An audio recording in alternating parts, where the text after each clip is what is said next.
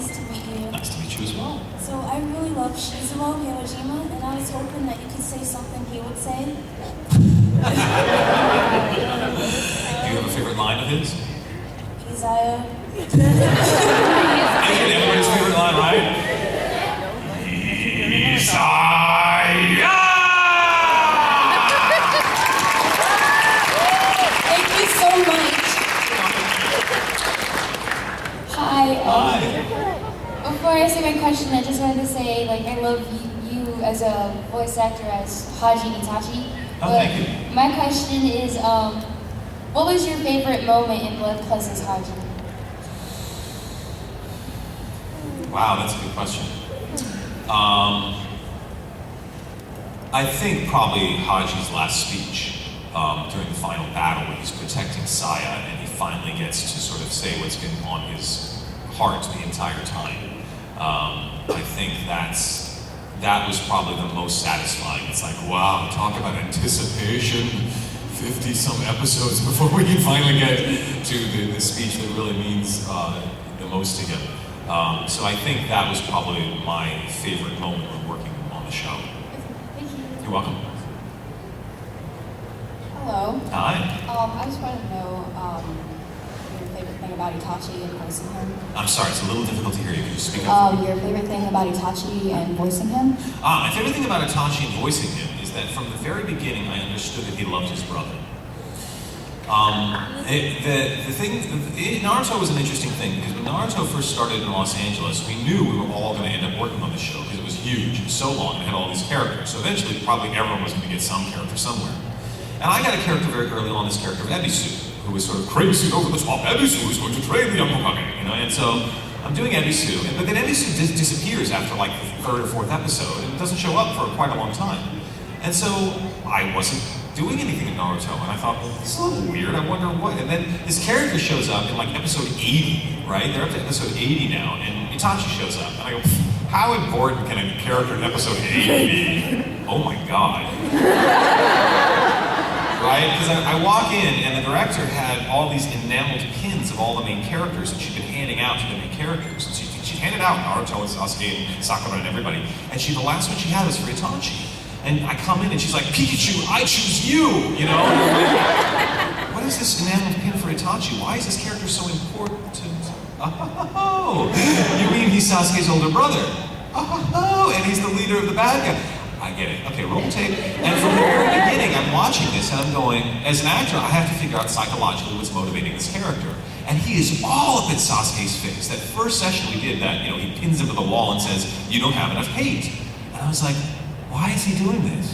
And later on, fans were emailing me and they'd say, well, why do you think Itachi is doing this? And I would say, because he loves his brother. And they're like, no, he's evil, he's a bastard, he's so awful. And I'm like, look, you don't pay that much attention to someone unless you care about them, right? You can't hate someone you don't care about. If someone calls you up and you don't care about them, they go, I'm never gonna talk to you again. You're like, fine, weirdo, click, you know, like you don't care. You can only hate someone you have an emotional investment in. And I thought, he's trying to rough this guy up because he's trying to make him tougher. And I thought, I bet he loves his brother. And then of course like 4 or 5 years later, like, oh my god, Itachi totally did it for his brother, he loves him. And I was like, called it. So, yeah, and so it's nice to be able to play a character like that. And especially when he does his sort of full, you know, Death Destroyer of Worlds Bhagavad Gita Susanoo spell at the end, you know, like, oh my god, you know, like, so that's pretty fantastic. So, Thank you. you bet. I'm here to break the chain, so how was it voicing the most annoying and punchable character in Diablo 3? So you found the male wizard annoying.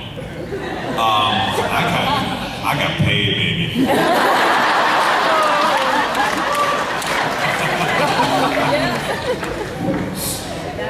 I'm short. As a voice actor, did you think it was easy when you started, or did you have to kind of work at it before you got comfortable?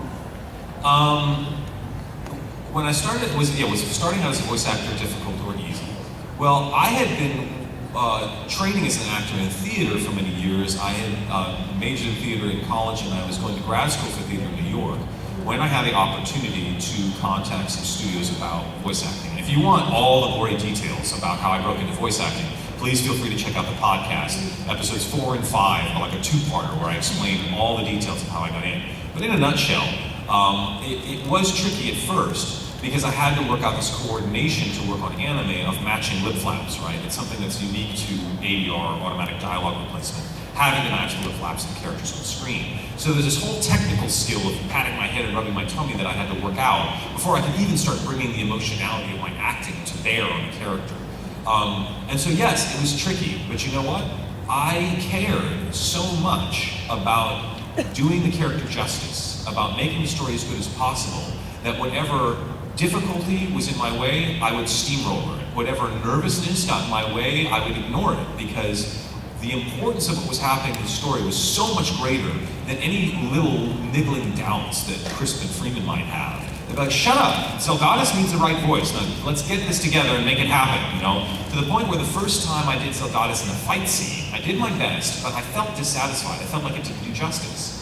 And so I begged, the director wanted to go on break, and I begged the engineer to let me have another stab at it. And the engineer was like, fine. And so he recorded it again.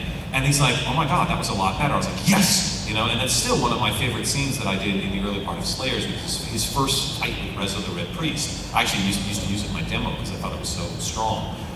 That's what happens. When you care enough about the story, you care enough about the character, any doubts or insecurities go away. Because you just go, I don't care what it takes. Whatever it takes, I'm gonna do it to make this character and this story work.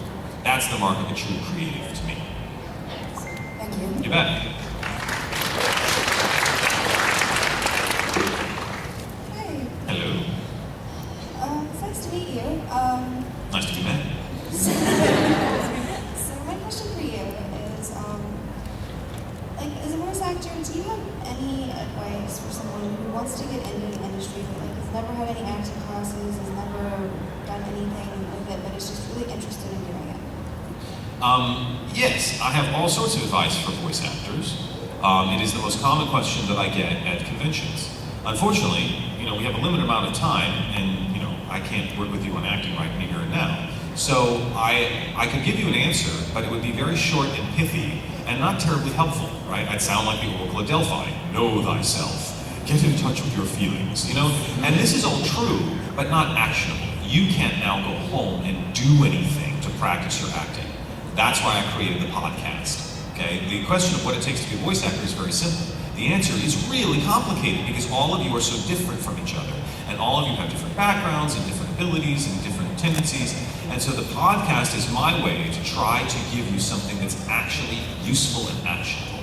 So, if you don't have any acting experience, get some, right? I mean, you will find that 75% of the voice actors have theatrical experience of some sort. They have gotten up in front of people and performed. There are people who have not done that, who are successful at voice acting as well, but they have a different journey, right? And so you might want to listen to them. I don't know that Steve Bloom spent a lot of time acting up on stage in front of people. He learned because he was actually in the studio watching everything go down, and he sort of learned piecemeal as he went. And I have an entire interview with him, and it was very important for me to interview Steve so you can have that different journey. I have like too much schooling, it's ridiculous. I have far too many degrees, it's sort of dumb. So we have completely different paths towards becoming a voice actor. So my advice to you is to listen to the podcast from the beginning. It really will be the most helpful. And also, any opportunity you can to practice acting is going to be helpful. Sound good? You bet. All right, thank you. You're welcome. Hi. Hi. So in the anime Naruto, what's your favorite Sasuke and Itachi moment?